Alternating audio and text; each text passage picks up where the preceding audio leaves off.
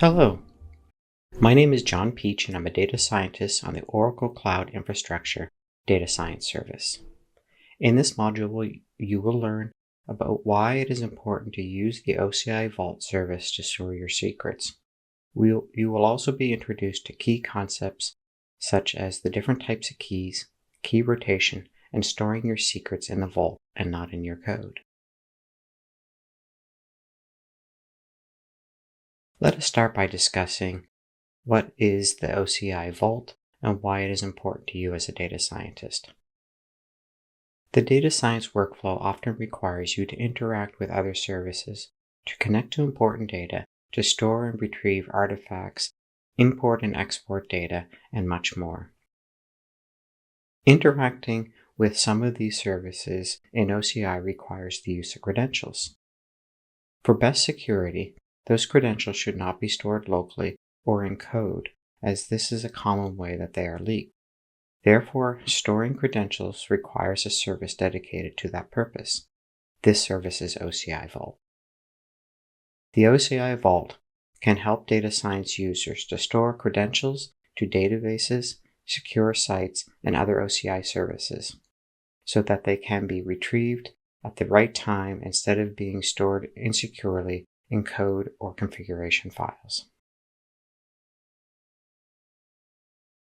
The OCI Vault is an Oracle managed service that allows you to centrally manage your encryption keys and secret credentials. It currently supports 3 encryption algorithms: AES, RSA, and ECDSA. In addition to leveraging the encryption of password credentials to use with your external application, the Vault service integrates with the OCI SDK, command line interface, and API clients. The ABS SDK has many integration points between the data science service and the OCI services. This makes it easy to store your credentials in the Vault and connect to the resources that you need to do your data science work. Further, the Vault has integrations to several OCI services under the covers. The main elements include the vaults themselves, keys, and secrets. I'll be covering each of these as we progress further in our training. Essentially, the Vault service removes the need for you to have the storage of these encryption keys and secrets in configuration files or in code. As a best practice, DevOps engineers and data scientists should use the Vault to help improve their overall security position for their applications and services that they deploy. To use the Vault service, you start off by creating one or more vaults. Each Vault service as a logical container where you can leverage the service to create a durable storage for your keys and secrets. When creating a vault, you choose one of 2 types. The first one is called the Virtual Private Vault, which is essentially a dedicated isolation partition in a hardware security module. This option allows you to store up to 1,000 key versions, and you have better isolation, of course, because it's dedicated to you. Another advantage is that you can back up the vault and the keys you have created to an OCI object storage bucket, which supports disaster recovery scenarios and cross-region replication requirements. Default option is to provision the vault in a shared partition. While it is still secure, you share the hardware security module partition with other Oracle customers. As such, you don't get some of the advanced features. For example, you can't back up to an object storage. However, it has a lower cost because you only get charged for the actual number of keys and key versions and secrets that are being stored. So now, what are keys? These are logical entities which are used to represent one or more key versions of cryptographic material. A key's cryptographic material is generated for a specific encryption algorithm. Some of the most secure encryption algorithms are AES, RSA, and ECDSA, and these are all supported by OCI. The encryption technology allows you to use the keys to encrypt or digitally sign your data. The different technologies use various techniques for encryption and decryption. For example, AES uses symmetric keys. That is, there are 2 keys and both of them can encrypt and decrypt the data. RSA and ECDSA use acyclic keys for encryption and decryption. In this case, one key is used to encrypt and the other key is used to decrypt. In the Vault service, conceptually there are three types of keys: a master encryption key, a data encryption key, and wrapping keys. Let's take a closer look at each one of them. To better understand, master encryption keys are the keys that you actually create or import into your vault. You select the encryption algorithm and the key shape, either the number of bits for AES and RSA, or the elliptic curve ID for ECDSA.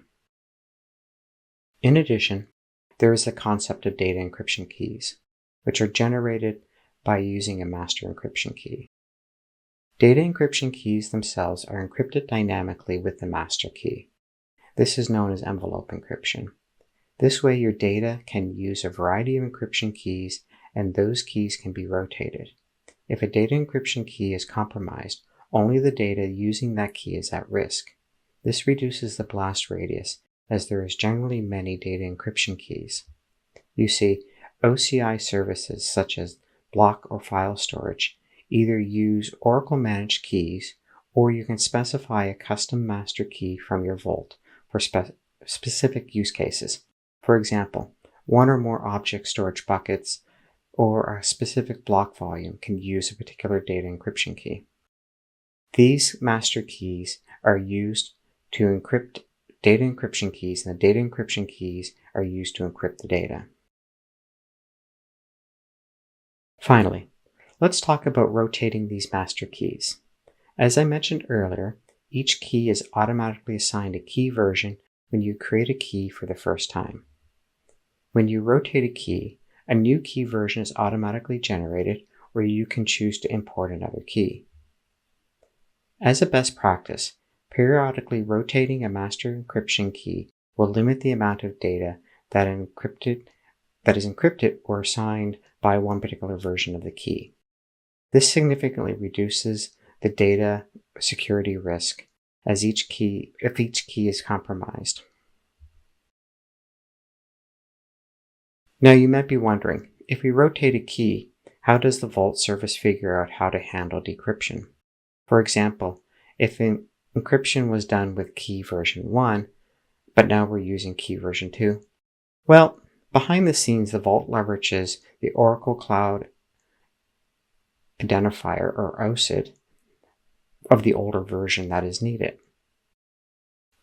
While older versions can't be used to encrypt anymore, fortunately they still can be used to decrypt the data, which is encrypted earlier with a previous version.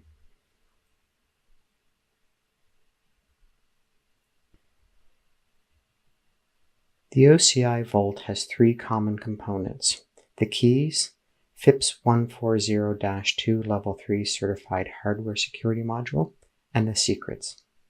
We have talked already about the key and the hardware security module. These two components are used to secure your secrets. Until now, we have not really discussed the third important element, secrets. Secrets are credentials such as passwords or tokens, or other confidential data that you need to use to access Oracle Cloud Infrastructure services, or perhaps external applications or systems. Storing secrets in the Vault provides greater security than you might achieve storing them elsewhere, such as in code or configuration files. As you can retrieve secrets from the Vault service, you need them to access the resources and other services. Storing them in the Vault also makes your code more robust. As the password or other credentials change, you just need to update them in the Vault and your code will automatically be updated. The idea is to have the OCID of the secret stored locally or in your notebook session. Then when the code needs to access the resource, it can connect to the Vault, obtain the credentials that it needs, and then throws them away. If someone else accesses your notebook or other data science product, they will need permission to access the secret to access the same resource.